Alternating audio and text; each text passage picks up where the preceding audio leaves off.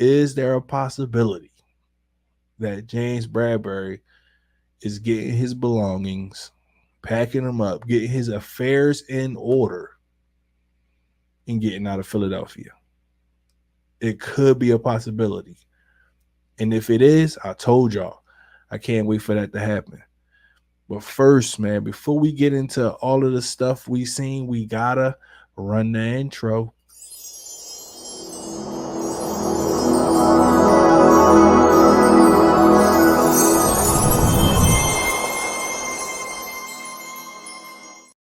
Look, man, just in case y'all forgot, this is who I am. This is right here is what I do. This is the Diamond Crew. But I want to give a shout out to my G's and my OGs. But you already know what to do. I need you to do me a favor. I need you to like. I need you to comment. I need you to subscribe. I need you to share this. I need you to hit that notification bell so you always up to date. New Eagle news. It's all over. And you know how I had to come bring you to work. I had to. You know what I mean? It's just how I do things. This is what I do, like I said. But look, man, I wanted to get into it as soon as possible. And here we go.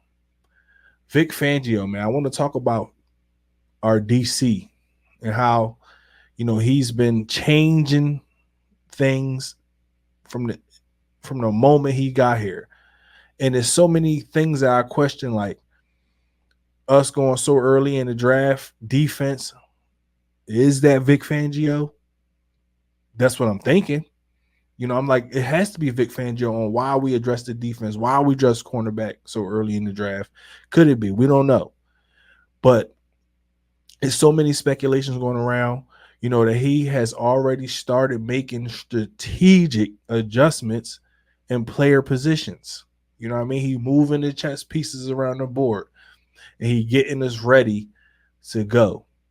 Notably, there is speculation about a player referred to, as we all know, Sweaty J, being shifted to linebacker. We know in this Fangio scheme that you have to be hybrid, or he prefers you to be hybrid, meaning you could be an edge rusher and you can be a linebacker and drop back in coverage. I'm not sure I trust Sweaty J in coverage. But look, man, I need to see what we got. I need to see what Vic Fangio got in store, because I trust Vic, man. I think that Vic is one of those guys.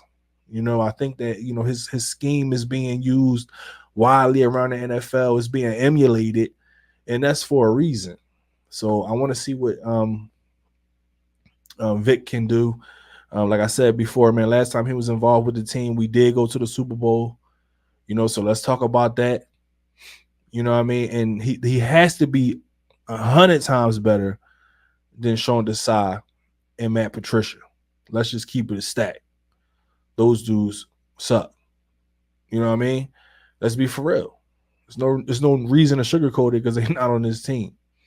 But before we get too crazy, man, let's talk about Sweaty J being shifted to linebacker, and that kind of aligns with, his recent number change to 19. This could reflect, Fangio's innovative approach to optimizing team performance. He has to, be able to be inside the rules of what number he can choose. If he is a defensive lineman, he can't have that number 19. It's just the way it plays out.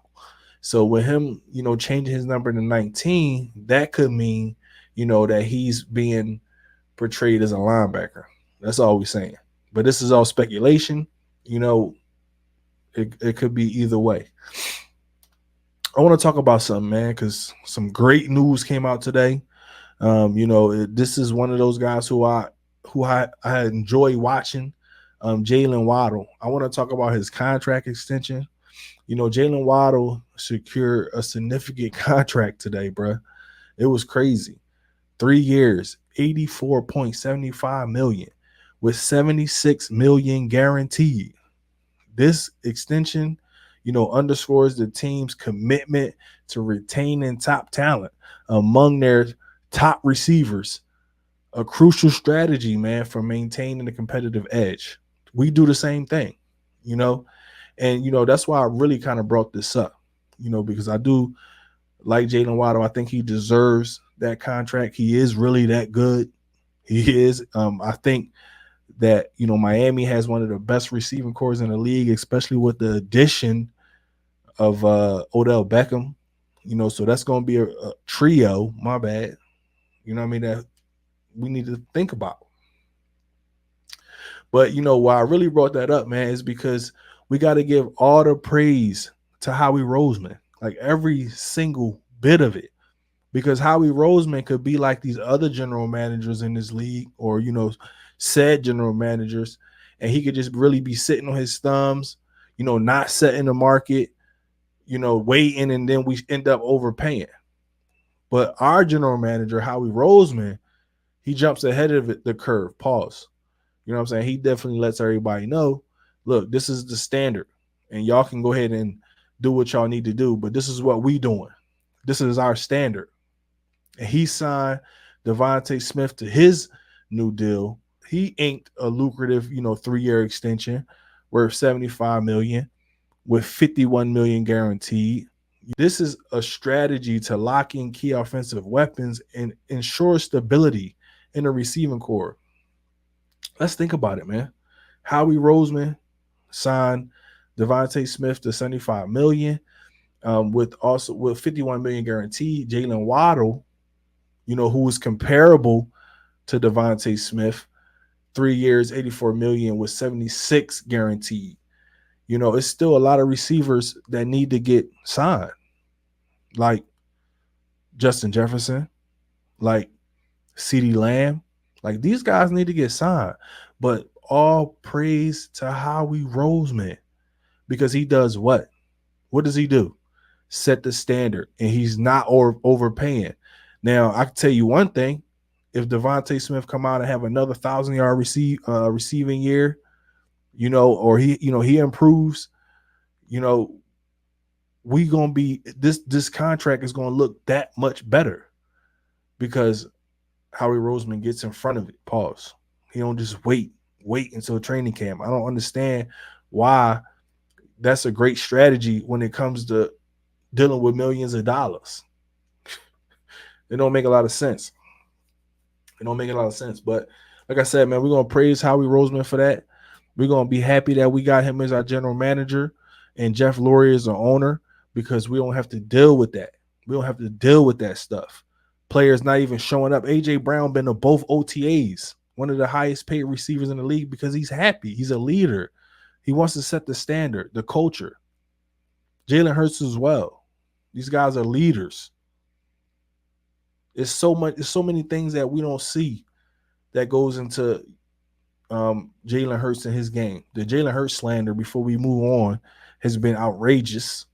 It's been outrageous, especially around this time of the year. We kind of already know what we're dealing with. We know what y'all talking about when it comes to Jalen Hurts. Y'all hate him only because he played for the Philadelphia Eagles. If he had played for the Indianapolis Colts, if he had played for the Browns, oh, Jalen is this, Jalen is that. But just because he wear that eagle, he ain't good. But man, I digress, man. I'm not about to get on that, because this is how I really feel about it. Y'all love Jalen Hurts. Jalen Hurts is always in y'all mouth. Pause. That means you love Jalen Hurts. You know what I mean? But I want to talk about, man, the defensive highlights from OTA'S, man, because I've been waiting all week to find out, some updates on these players, because I just need to know, what we dealing with. Before I start making a bunch of, videos saying, okay, I think the Eagles could win this many games, or I think the Eagles could win that many games. I need to see what we working with. I need to hear, some good things about the team. But I want to talk about, the Philadelphia Eagles, because why not, man? We're the most improved team, in my opinion. I think that we destined for greatness moving forward. I think, this has to be a NFC Conference Championship year at least. That's the standard. That's the standard. But I want to talk about, what we've been seeing, because, in my opinion, my concern has been linebacker. I've been telling y'all that. I feel like the linebackers are, you know, a problem. I know we went and got um, Devin White, but it's a lot of linebackers on this roster who are brand new. Who we don't know what we're getting. We don't know what we're going to get exactly from Devin White. We know he's a good player. We know that he had a down year last year, but at the same time, what are we going to see? So early on in practice, man, I want to talk about a player who played with New Orleans last year, but is now with the Philadelphia Eagles. And I've been looking for some linebacker news. I've been looking for the next guy who's going to step up and make a play. And right now, so far, Zach Bond made a standout play, intercepting a pass from Jalen Hurts, intended for A.J. Brown, you know, basically demonstrating his defensive prowess. Like, man, the guy's turning in to be a player. I thought that he was good. I thought that, he could be a player that we use kind of like how Ginkle was used last year. I think Zach Bond is one of those guys. He's fast. He was very underrated. I think we're gonna get so much from Zach Bond this year. I think he's showing that he's able to start. He didn't get a lot of tick last year. He was on. I think he was on special teams a lot, but he's been a player who's looking to take the next step, and that's what Howie Roseman goes out. He goes out and fish these guys, and okay, I see that you're ready to make the next step, and here we go, Zach Bond, getting an interception on Jalen Hurts. Obviously, it was a contested shot. I feel like Zach Bond kind of bobbled that thing according to some reports, but he went ahead and brought it in. So it wasn't just a extremely bad ball from Jalen Hurts. Pause. Jalen Hurts has been playing well. We're not worried about Jalen Hurts throwing interceptions in OTA'S. We ain't worried about that. We know what we got in Jalen Hurts. That's what I need people to understand. Jalen Hurts is our quarterback. Jalen Hurts is going to be here. We're not worried about Jalen Hurts. He's one of those guys. So we ain't worried about his interceptions. And my, reading reports, all these reports, Kenny Pickett is outplaying Jalen Hurts so far in OTAs. Kenny Pickett, I think, threw like two interceptions. Not saying, that Kenny Pickett hasn't been throwing well, because I feel like he's been throwing well. I feel like he's an upgrade at, the backup position. I feel like that. Last year, we had Mariota. I was not comfortable. Jalen Hurts could not get hurt for a minute. But now I kind of feel like, if we have to see Kenny Pickett, it won't be as bad as me thinking about seeing Marcus Mariota or the Minshew Mania. Let's just keep it a stat. Whatever. I digress. Isaiah Rodgers, man. We got to talk about Isaiah Rodgers, man. A guy who has the biggest chip on his shoulder. The biggest chip. He had a highlight reel moment, by perfectively timing an interception off Jalen Hurts, another player, and returning this thing for a touchdown. He's basically showcasing his playmaking abilities. He's been doing that. He has the biggest chip on the shoulder. He didn't play last year. He still wants to let everybody know that he still can play in this league. Extremely fast, extremely quick. Great cornerback play is going to be the difference this year. Last year we had problems with James Bradberry. He just wasn't cutting the mustard. Isaiah Rodgers is stepping up in the absence of James Bradberry, and I'm thinking that James Bradberry is gracefully bowing out. He got to be tapping out.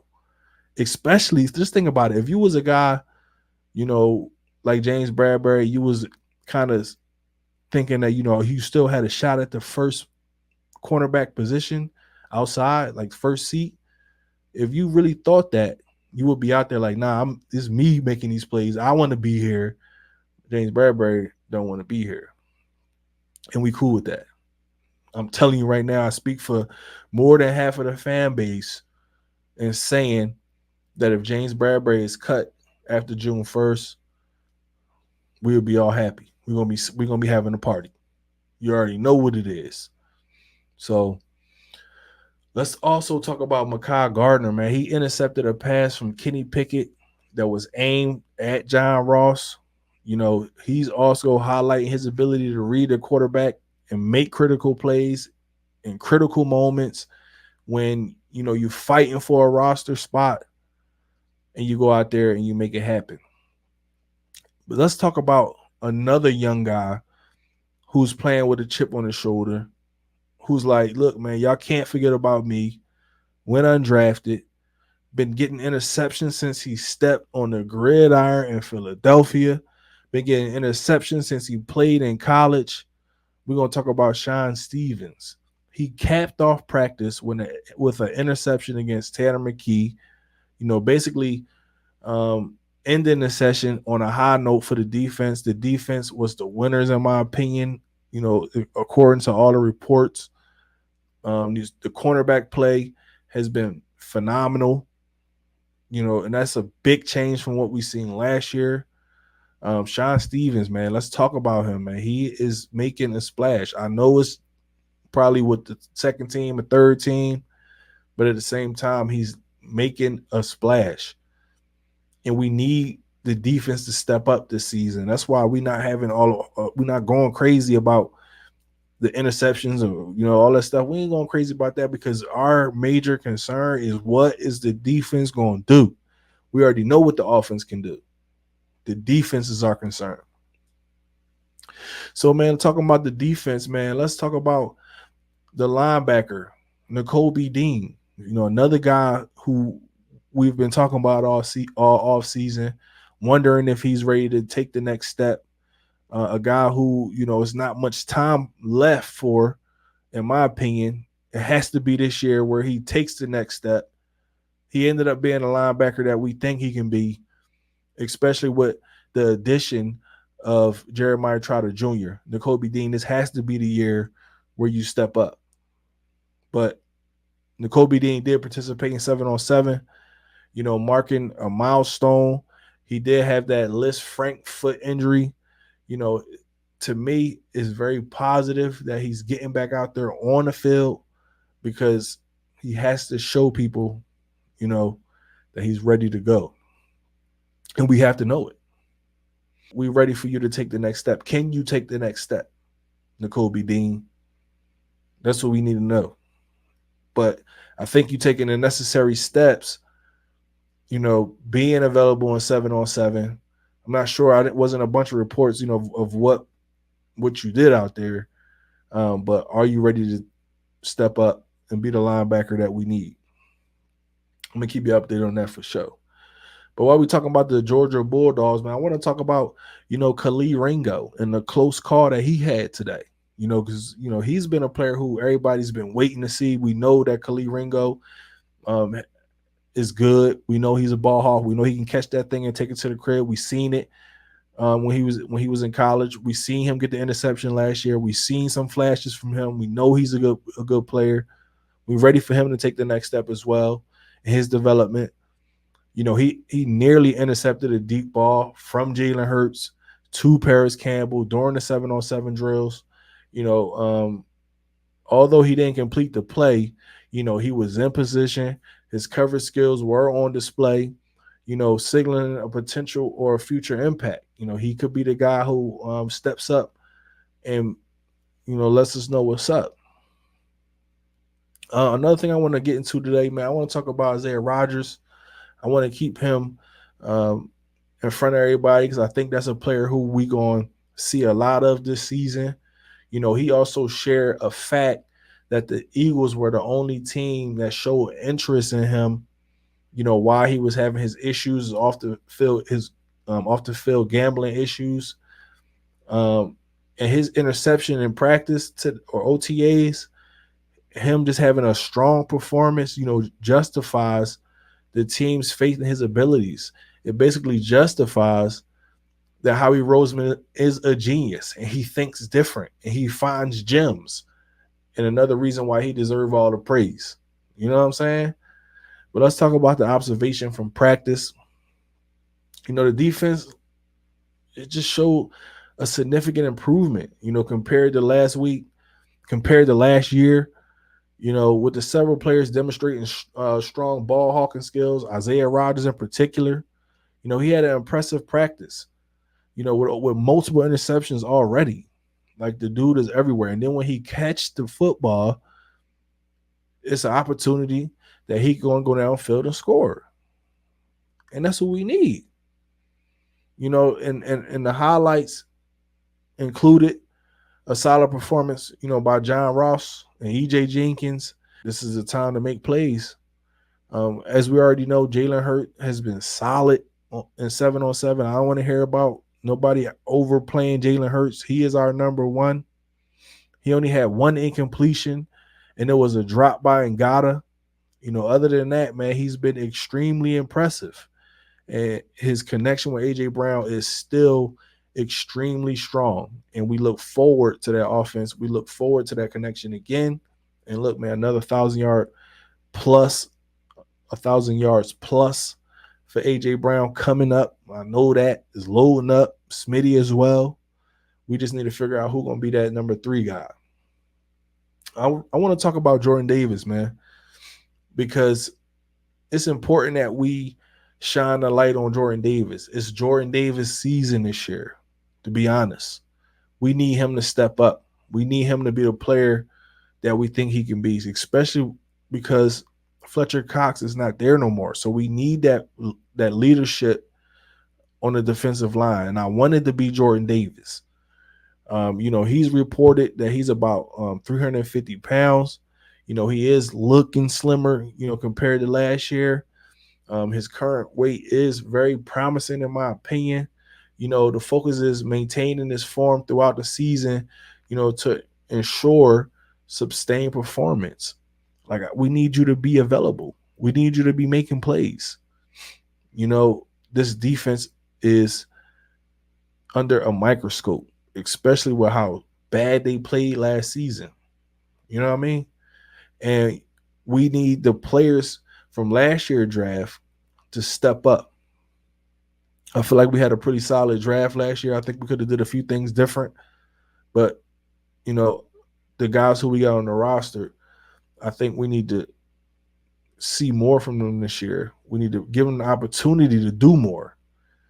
And I want to talk about Nolan Smith, another guy who's ready to have a breakout year, ready to have a season. He addressed the possibility of playing off-ball linebacker this year. I do want to see what we have there. Like I said, he is a guy who, made most of his chips rushing the quarterback, rushing the pass. But in this Fangio scheme, I'm gonna say it again, you have to be hybrid. He's been emphasizing his readiness to make impactful plays regarding, his position on the field. He just want to get out there.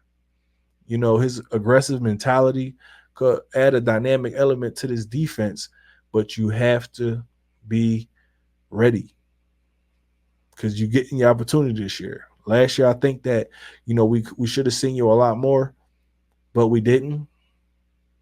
But this is your opportunity to show up and show out. So, man, Nolan Smith, I appreciate you that you're here. I think that you can be the guy that we need, rushing the quarterback. And I want to see what you can do in coverage, especially with the guy with Jax Hunt here, a guy who can rush the edge and also was a safety. So he's probably a good cover guy. So Nolan, you have to be hybrid to make it in this Fangio scheme. That's just what it is. So, man, I want to talk about the secondary and the offensive line configurations. With Darius Slay and James Bradberry absent from OTA'S, Isaiah Rodgers and Khalil Ringo stepped up as, starting outside corners. Meanwhile, the second team secondary featured Quinyon Mitchell, Eli Ricks, and Cooper DeJean at nickel. Those players are chomping at the bit. Those players are in position at any moment that one of these starting players, aren't cutting up to it. Like I said, man, having that depth, that rotation, Quinyon, Eli, and Cooper DeJean, man, that's a great back up to the starters in this secondary. Like I said, man, last year we wasn't getting the play that we needed from Bradberry. Khalil Ringo did step up in some certain situations, but I felt like we needed a cornerback still in this draft. We went out and did it. I think Quinyon is ready, but it is amazing that we have a player like Isaiah Rodgers that's really chomping at the bit, really playing well, and Quinyon can come in and learn slow. Like that's still a amazing problem to have. On the offensive line, man, Tyler Steen and Mekhi Becton, they took first team reps at right guard and right tackle, respectively filling in during Lane Johnson's absence. Lane Johnson is a player who we're not worried about. We just know every Sunday he's going to be there. He know what he need to do. He don't need to be involved with OTA'S. In my opinion, he's probably did so many OTAs. I'm really not worried about Lane Johnson. He's going to retire a Philadelphia Eagle. And with Tyler Steen and Mekhi Becton, I really feel like that's a great backup, a great rotation, especially if Lane Johnson was to get injured. I think it's great, man. So look, we done discussed all of the things that I kind of seen and took away from all of the notes from OTAs. The Philadelphia Eagles, I think this was the last one, and they're getting ready to go into mandatory mini camp. So it's going to be so much more to address at that particular moment. The season is getting closer and closer and closer. I think it's like 99 days until the season kickoff. And look, man, Philadelphia Eagles is looking good so far. Pause. The new additions are stepping up. We think that Saquon Barkley is going to be one of those guys in the pass and in the run and can pass protect, help Jalen Hurts, help this offensive line. Like, man, look, man, the Philadelphia Eagles is looking dang on good, man. But like I said, man, leave y'all comments below. Let me know how y'all feel with all of the things that y'all have been observing, all of the things that I discussed. Just leave a comment. Let how to know that you tapped in. I appreciate that you're here. But this is Diamond Crew Sports Podcast, man. I ain't going to hold y'all no more tonight. Guess what?